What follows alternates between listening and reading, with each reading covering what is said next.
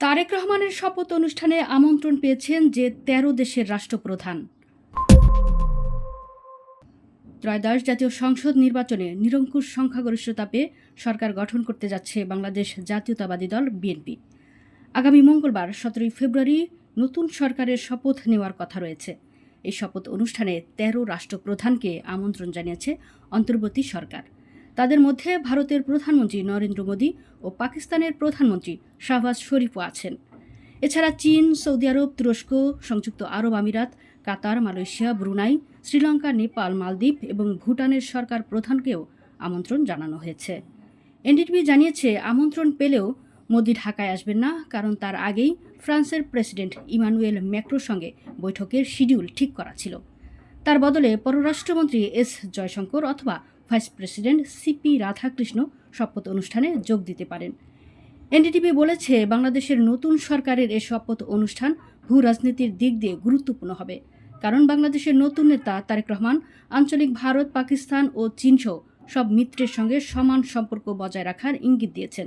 তারা বলেছে, গত কয়েক বছর ধরে ভারতের সঙ্গে সম্পর্ক খারাপ থাকা সত্ত্বেও শুক্রবার মোদির সঙ্গে তারেক রহমান কথা বলেন।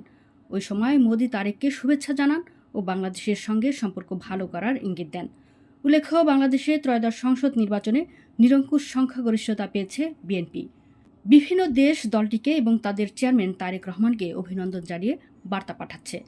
যুক্তরাষ্ট্রের পররাষ্ট্রমন্ত্রী ম্যাক্রো রুবিও সামাজিক যোগাযোগ মাধ্যম এক্সে পোস্টে বিএনপি ও তারেক রহমানকে অভিনন্দন জানিয়েছেন।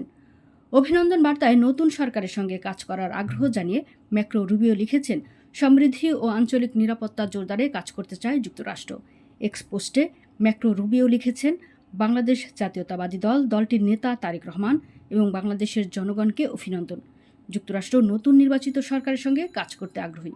সমৃদ্ধি ও আঞ্চলিক নিরাপত্তা জোরদারে একসঙ্গে কাজ করতে চায় যুক্তরাষ্ট্র। এর আগে ভারতের প্রধানমন্ত্রী নরেন্দ্র মোদী সামাজিক যোগাযোগ মাধ্যমে তার স্বীকৃত অ্যাকাউন্টগুলোতে পোস্টে লিখেছেন, তারেক রহমানের সঙ্গে ফোনে কথা হয়েছে তার। ফোনালাপে দুই প্রতিবেশী ভারত ও বাংলাদেশের মানুষের শান্তি, অগ্রগতি ও সমৃদ্ধির প্রতি ভারতের অব্যাহত অঙ্গীকার পুনর্ব্যক্ত করেছেন বলে জানিয়েছেন নরেন্দ্র মোদী।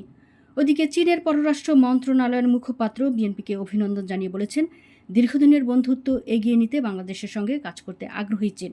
পাশাপাশি জানিয়েছেন, চীন আরও বলছে, উচ্চমানের বেল্ট অ্যান্ড রোড সহযোগিতা জোরদার করা হবে, বিভিন্ন ক্ষেত্রে বাস্তবভিত্তিক সহযোগিতা বাড়ানো হবে। একই সঙ্গে চীন বাংলাদেশের সমন্বিত কৌশলগত সহযোগী অংশীদারিত্ব আরও শক্তিশালী করা হবে।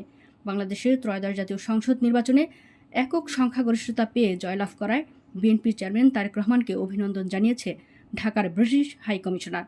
শুক্রবার ১৩ ফেব্রুয়ারি এক বার্তায় এই শুভেচ্ছা জানানো হয়। ব্রিটিশ হাই কমিশন জানিয়েছে, নির্বাচনে বিজয়ের জন্য তারেক রহমান এবং বাংলাদেশের জাতীয়তাবাদী দলকে অভিনন্দন এবং বাংলাদেশ একটি নতুন অধ্যায় প্রবেশ করায় বাংলাদেশের জনগণকে অভিনন্দন।